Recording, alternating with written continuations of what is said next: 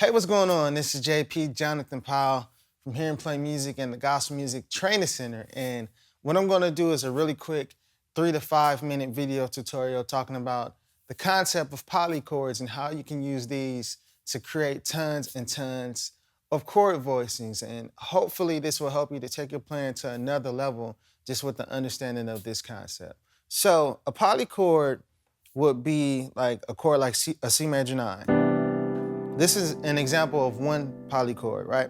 So I have C, E, G, B, and D in my right hand. So this chord can be voiced a lot of different ways. But the first thing that you gotta do is look at it from the perspective of, how many chords are actually embedded inside this chord. So that's basically what a polychord is. A polychord is a chord that has multiple chords inside. So embedded inside the C major 9 chord, what we have is C, E, and G. That's a C major chord. We have E, G, and B. This is an E minor chord. And then we also have G, B, and D.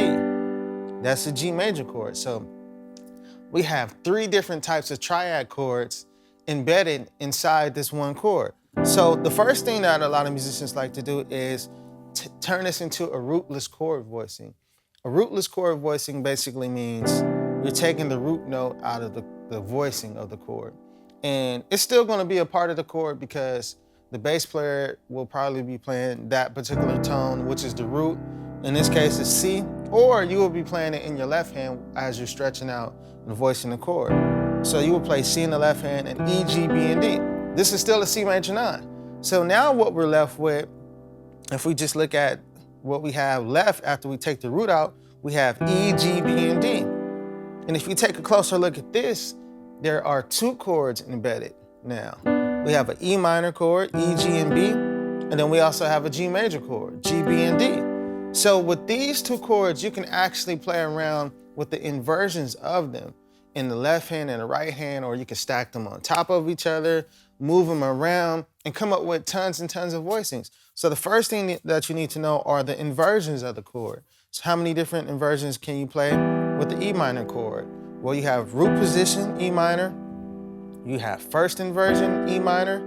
And then you also have second inversion, E minor, right? And then if you want to make the chord bigger, you can play E, G, B, and E. So you can take the root position chord and the lowest note, you can add that up top. So the outside notes are the same, so you just made the chord bigger. So that's one way to do it. And then with the G major chord too as well, learn all the inversions for the G major. This is root position, this is first inversion, and this is second inversion, right? And then from there, you can make the chord bigger too as well, if you want to. So now, once you get that concept and figure out how to invert the chords and make them bigger and stuff like that, now it's time to stack the chords on top of each other. So you can start with, an E minor chord, and then you can also stack a G major chord on top of that.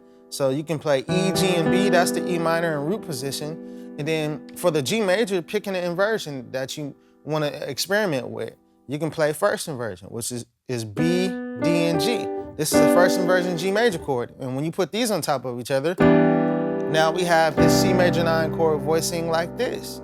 Now let's say you want to get a bigger, deeper, thicker sound. That just means to add more notes. So you don't necessarily have to start with an E minor chord. You can start with the G major chord first. And let's say you want to start with the G major chord right here. D, G, and B. And this is a G major chord in second inversion. And if you want to make the chord bigger, you can add the lower note up top. So now we got D, G, B, and D. Now, let's say you want to stack the E minor chord on top of that. Well, you can stack an E minor chord by playing E, G, and B, and then we can make it bigger by adding the E up top too as well. So we got E, G, B, and E. This is an E minor chord. So when you stack this E minor chord on top of this G major chord, what you have is this. So we have this big chord.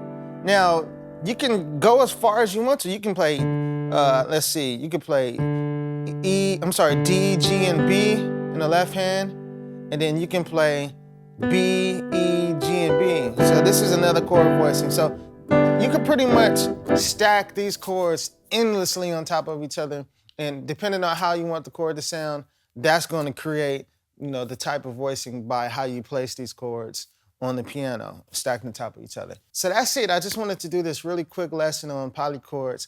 I hope this opened up some understanding to you. Experiment around with this concept.